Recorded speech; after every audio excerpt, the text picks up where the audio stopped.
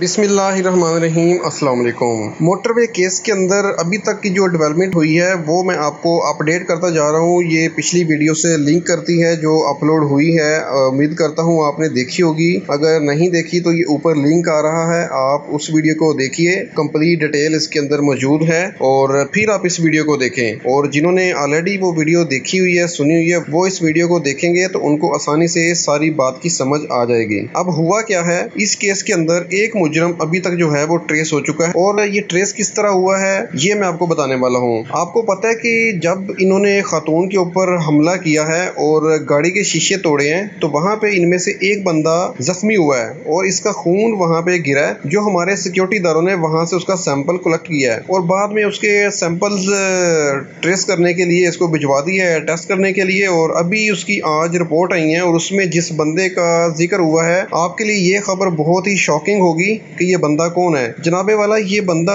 2013 के अंदर एक दफा एक घर के अंदर घुसकर दिन दहाड़े एक जवान लड़की और उसकी वालदा का रेप कर चुका है उनके बाप के सामने। जी हाँ, बिल्कुल। इसने 2013 के अंदर ये काम अपने 3 से 4 ग्रोह के जो साथी थे उनके साथ मिलकर किया और घर के अंदर ये घुसे हैं और घर में घुस के इन्होंने जो फैमिली मेंबर थे उनमें एक वालिद था लड़की का, एक उनकी वाइफ थी और एक लड़की थी। इन्होंने क्या किया, जो बाप था लड़की का वो बेचारे ज़ईफ थे, इन्होंने उसको बांधा है रस्सियों से और रस्सियों से बांध के उनको एक साइड पे रखा है। अब इन्होंने इनकी दरिंदगी का आप देखिए, अंदाजा जरा लगाइए कि ये किस किस्म के दरिंदे लोग हैं और लोगों की इज्जतों के साथ खिलवाड़ करते हैं और उनको जीते जी मार देते हैं। जीते जी मरना होता है इस तरह कि आपने एक बंदे की इज्जत बिल्कुल ख़राब कर दी है और उसको जिंदा जो है ज़मीन में गाड़ दिया है। ये कत्ल करने से ज़्यादा एक दर्दनाक वाक़या है। इन्होंने किया क्या है, उन बुजुर्ग को इन्होंने रस्सियों से बांधा है और रस्सियों से बांध कर इन्होंने उसको साइड पे रखा है एक दीवार के साथ और कमरे के अंदर उसके बिल्कुल सामने उसकी वाइफ के साथ पहले इन्होंने रेप किया है, ज्यादती की है। फिर इन्होंने उसकी बेटी के साथ रेप किया है, ज्यादती की है। एक दफा नहीं की, इन्होंने 3 से 4 लोग थे मौजूद उस वक्त, इन्होंने सब ने मिलकर किया है और एक दफा नहीं किया, इन्होंने बार बार ये सारा जो है मकरू धंधा किया है। और अफसोस की बात यह है कि ये उस वक्त पकड़ा भी गया और पकड़े जाने के बाद ये दोबारा छूट भी गया और इसको रिहाई भी मिल गई। अब आप इस बात का एक दफा अंदाजा लगाइए कि हमारे जो पुलिस है, सिक्योरिटी इदारे हैं, अदलिया है, वो इतनी कमजोर है कि उस वक्त अगर इसको पकड़ा था तो इसको सजा क्यों नहीं दी, इसको क्यों रिहाई मिली दोबारा। अगर उस टाइम इसको सजा मिलती, इसको इबरतनाक सजा मिलती तो ये दोबारा ये वाकया कभी भी ना करता। और जो हमारे लाहौर के CCPO साहब हैं उनके लिए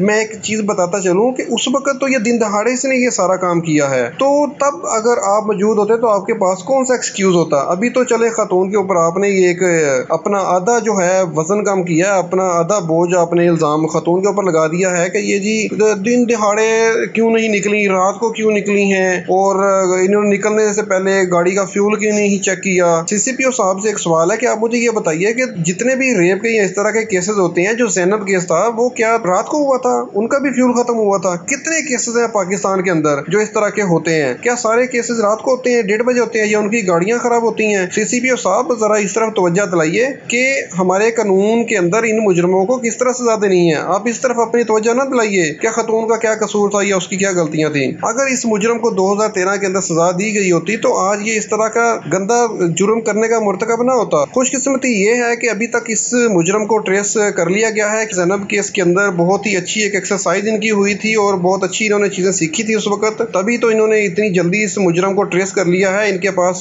DNA रिपोर्ट सारी पड़ी हुई थी। जैसे ही इन्होंने सैंपल का DNA टेस्ट किया और उसकी रिपोर्ट आई है और उसको ऑनलाइन अपने डाटा सेंटर के अंदर चेक किया है तो ये फौरन से उस मुजरम तक पहुंच चुके हैं। उम्मीद करते हैं कि ये बहुत जल्द उस मुजरम को पकड़ेंगे और पकड़ने के बाद, पकड़ने का सिर्फ फायदा नहीं होगा, फायदा तब होगा अगर इस मुजरम को पकड़ने के बाद ये सजा देते हैं, बल्कि फांसी की सजा देनी चाहिए, सरेआम देनी चाहिए, ताकि जितने भी इस तरह के मुजरम हैं उनके लिए एक इबरत का निशान बनाया जा सके और हमारे माशरे के अंदर एक अच्छा इमेज क्रिएट हो सके। हमारे बहुत से इदारे ये कहते हैं कि जी सरेआम फांसी नहीं देनी चाहिए, इससे इश्तिआल फैलता है, ये होता है, वो होता है। ये सारी खबरें हैं। ईरान में इस तरह के वाक़यात हुए थे तो उन्होंने सरेआम फांसियां दी थी। हमारे भी एक दफ़ा एक वाक़या हुआ था लाहौर के अंदर, तो मुजरम को 3 दिन इन्होंने अंदरूनी लाहौर के अंदर इन्होंने लटका के रखा था, ठीक है। उसके बाद भी 10-12 साल तक कोई इस तरह का वाक़या नहीं हुआ था। लेकिन अब आए रोज़ हम सुनते हैं कि इस तरह के वाक़यात की जो है लाइन लगी हुई है, लेकिन हमारे जो सिक्योरिटी इदारे हैं, अदलिया है, उनके कान के पास जूं यूं भी नहीं रेंगती और ये मुजरमों को ऐसे छोड़ते हैं कि जैसे इनके घर के ये बंदे होते हैं। खुदा रहा ऐसे मुजरमों को मत छोड़ें, इनको सजा दें, हमारे बच्चों का हमारा फ्यूचर सेव करें, पाकिस्तान को सेव करें और इसका एक अच्छा इमेज जो है वो दुनिया के अंदर जाए। मेरी तमाम दोस्तों से गुजारिश है जिन्होंने ये वीडियो सुनी है, कमेंट्स बॉक्स के अंदर अपनी राय का इजहार जरूर करें और हमें बताएं और